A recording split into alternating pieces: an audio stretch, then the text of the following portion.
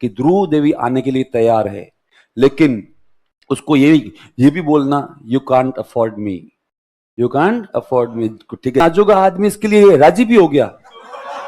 इसके लिए क्या है, इसने कहा हाँ ठीक है ले जा, क्या है, ले जा।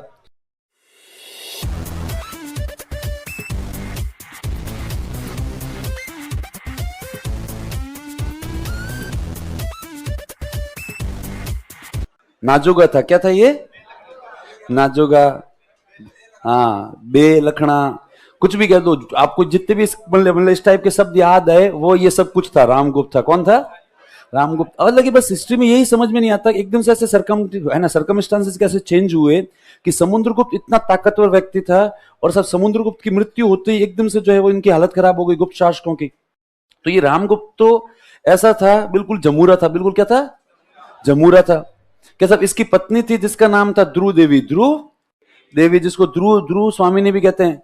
वो बस इसके बारे में ऐसा लिखा हुआ मिलता है, इसके बारे में जानकारी मिलती है, brain with beauty. Brain with क्या है, ब्यूटी। बहुत ज्यादा सुंदर थी और बहुत ही ज्यादा दिमाग से तेज थी, बहुत ज्यादा दिमाग से क्या है, तेज थी। तो इस कारण से ये जो ध्रुव ध्रुव देवी के चर्चे उस जमाने में चारों तरफ थे, लोग यूं बातें करते थे कि यार ध्रुव देवी तो ध्रुव ध्रुव देवी है। इधर हुआ क्या, कैसा इसकी सुंदरता के है ना के मतलब बारे में सुनकर एक कुछ शक शासक है जिसका नाम है रुद्र सिंह थर्ड। ठीक है, तो वो रुद्र सिंह थर्ड जो है वो इसको धमकाता है रामगुप्त को कि मैं कहना तेरे ऊपर आक्रमण कर दूंगा, आक्रमण कर दूंगा। तो उस समय या तो सर्कमस्टांसेस ऐसे थे कि इनकी आर्मी कहीं पे गई हुई थी इधर उधर, इसी कारण से इतने वीक हो गए कि ये रामगुप्त इससे डरता है, और जब डरता है तो अपना एक डेलीगेशन भेजता है, डेलीगेशन भेज मतलब इसको कहता है प्लीज आक्रमण मत कर। इसने आक्रमण करूंगा नहीं, एक शर्त पे। तभी खुद भी उससे मिलता है और कहता है क्या, कि मैंने सुना है तुम्हारी है ना पत्नी है ध्रुव देवी। तभी कहता हाँ है। तो ये कहता है मैंने सुना है बहुत बहुत ज्यादा सुंदर है। तो ये कहता है अरे बहुत से भी ज्यादा सुंदर है, बहुत से भी क्या है, ज्यादा सुंदर है। फिर वो कहता है मैंने सुना दिमाग से भी बहुत तेज है, बहुत तेज है, क्यों। तो वो कहता है मुझे सौंप दे, मुझे क्या है, सौंप दे। और ये नाजोगा आदमी इसके लिए राजी भी हो गया। इसके लिए क्या है, इसने कहा हाँ ठीक है ले जा, क्या है, ले जा। तो ये वापस आता है और ये वापस आकर अपने मंत्रियों का इनके साथ एक जो है वो ठीक है मेन काउंसिल मेंबर थे, उनकी एक मीटिंग होती है। तो उसके अंदर से एकदम से जो है वो सेनापति कहता है कि सर हालत खराब है, कुछ न कुछ तो करना पड़ेगा, आक्रमण कभी भी हो सकता है, अपन लोगों को युद्ध की तैयारियां करनी पड़ेगी। तब एकदम से रामगुप्त कहता है नहीं नहीं युद्ध नहीं होगा।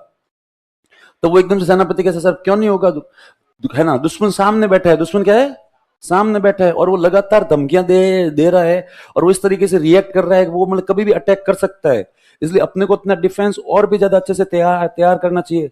रामगुप्त कहता है तुम लोग चिंता मत करो, मैं हूं ना, युद्ध होने ही नहीं दूंगा। उन्होंने कहा कैसे, कि सब उसकी एक सिंपल सी डिमांड है कि ध्रुव देवी मुझे सौंप दो। तो वो मैंने डिसीजन लिया है ध्रुव देवी को सौंप दूंगा। तो उसके सारे सेनापति सारे मंत्री इतना सुनते ही हक्के बक्के हो गए। उन्होंने कहा साहब ये क्या डिसीजन हुआ, उन्होंने कहा बस मेरा डिसीजन है, मैंने कहा है ना। तो वो एकदम से सेनापति कहते हैं सर भले आपको अच्छा लगे या बुरा लगे, मैं इसमें आपसे सहमत नहीं हूं। सेकंड नंबर कहता है सर मैं भी सहमत नहीं हूं। और वो ऐसे करके मंत्री वगैरह सब कहते हैं सब ये तो कोई बात नहीं हुई, आपकी धर्म पत्नी है वो, ठीक है, आप हमारे किंग हो तो वो हमारी क्या है, क्वीन है।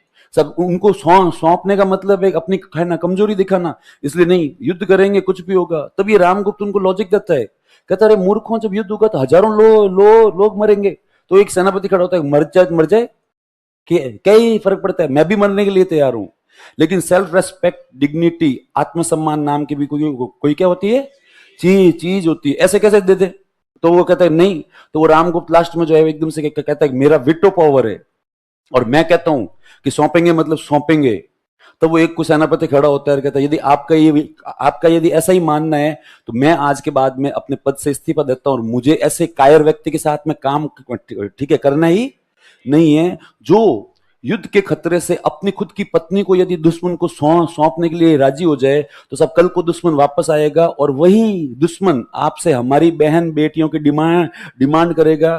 तो जिस व्यक्ति ने अपनी पत्नी को सौंपने से पहले भी ज्यादा सोचा नहीं है तो वो सब हमारी रक्षा तो करेगा ही क्या, इसलिए नहीं साहब मैं तैयार नहीं हूं। और वो ऐसे करके कहता है बोले कुछ भी हो जाए मैं तो जाऊंगा युद्ध करने के लिए। रामगुप्त कहता है चुपचाप निकल जाए यहाँ से। वो कहता है ठीक है निकल गया मैं तो, बस मुझे यहाँ पे करना ही नहीं है।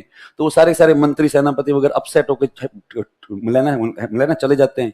और जब वहां की जनता को पता लगा कि रामगुप्त ने ऐसा जो है वो डिसीजन लिया है, तो पूरी जनता थू थू करती है, कहती है यार हमें इतना तो पता था कमजोर व्यक्ति है, पर इतना पता नहीं था बिल्कुल इतना कमजोर है, इतना क्या है कमजोर है। इस रामगुप्त का छोटा भाई था चंद्रगुप्त सेकंड। चंद्रगुप्त सेकंड कहते साधु के जैसा जीवन व्यतीत करता था। वो अपने जो है वो अलग कहीं खेत के अंदर छोटा मोटा ऐसे मकान वगैरह बना के, और चंद्रगुप्त बिल्कुल लाइमलाइट में भी नहीं था, उसको कोई जानता भी नहीं था, क्योंकि उसका व्यवहार ही वैसा ही था। कैसा उसके लिमिटेड फ्रेंड सर्कल थे, उनके साथ में वहीं पे बैठा रहता है, वहीं पे गप्पे लड़ाना, वहीं पे अपना काम वाम करना और सब ठीक है। जब भी ना पब्लिक में आता था तो पब्लिक उसको पहचानती भी नहीं थी कि ये सब समुद्रगुप्त का बेटा भी है, क्योंकि वो शुरू से ही जो है वो लाइमलाइट से दूर रहा, उसको लाइमलाइट में आने का शौक था ही नहीं। पर कहते हैं नियति किस्मत जब एकदम से किसी को लाइमलाइट में लाती है तो एकदम ही ढंग से जो है वो लाइमलाइट में लाती है।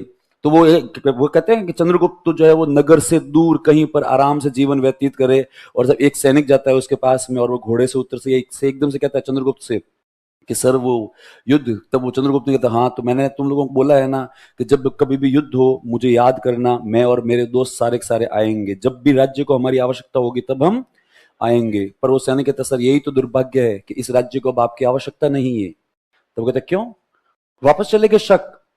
उन्होंने कहा नहीं सर शक तो वापस नहीं गए, लेकिन शकों ने एक मतलब डिमांड रखी है। तब चंद्रगुप्त कहता है क्या? कैसा? वो जो है वो ध्रुव देवी या ध्रुव ध्रुव स्वामिनी की डिमांड कर रहे हैं।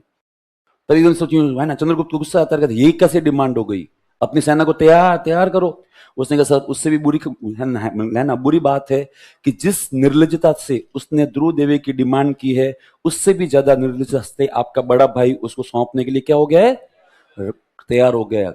तब ये चंद्रगुप्त को भयंकर गुस्सा आता है। चंद्रगुप्त कहता है यार मेरा भाई नमूना तो था, पर इतना बड़ा ठीक है नमूना निकलेगा इसका मुझे अनुमान नहीं था। फिर वो कहता तू जा यहां से मैं देखता हूं।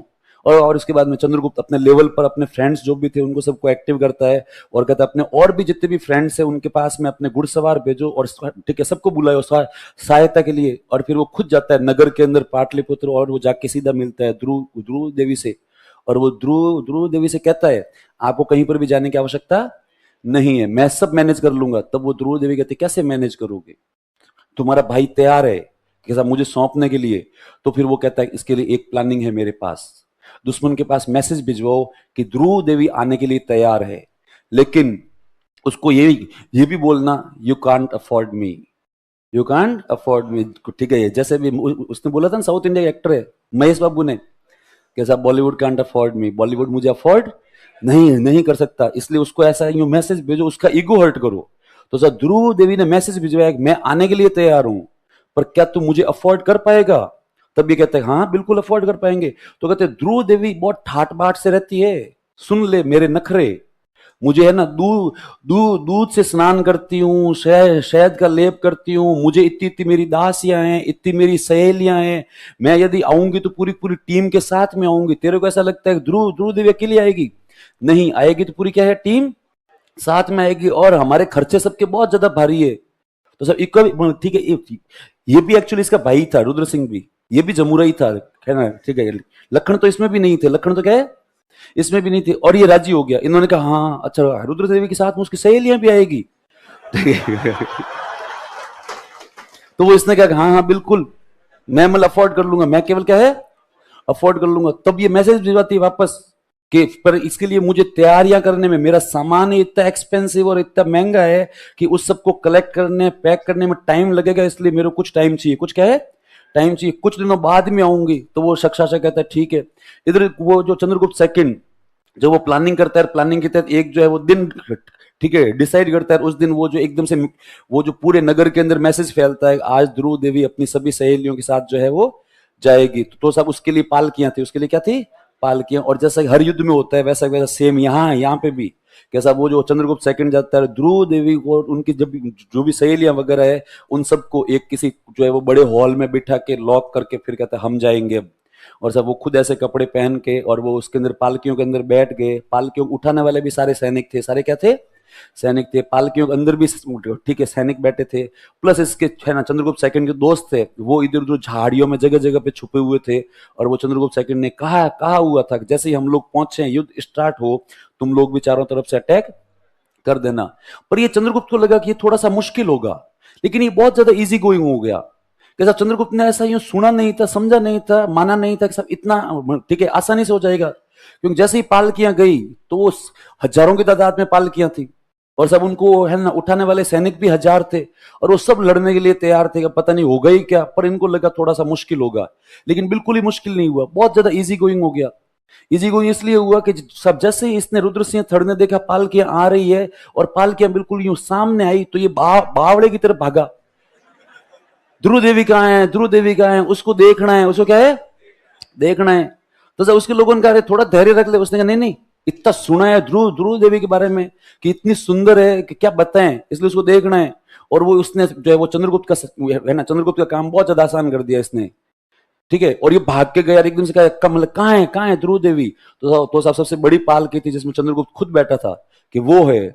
और उसने जाते ही जो है वो पर्दा हटा के ध्रुव देवी, ठीक है, देखने जैसे ही उसने पाल के अंदर सिर डाला, अंदर बैठो मुंह चढ़ो, तो वो एकदम हक्का बक्का हो गया कि ये क्या है।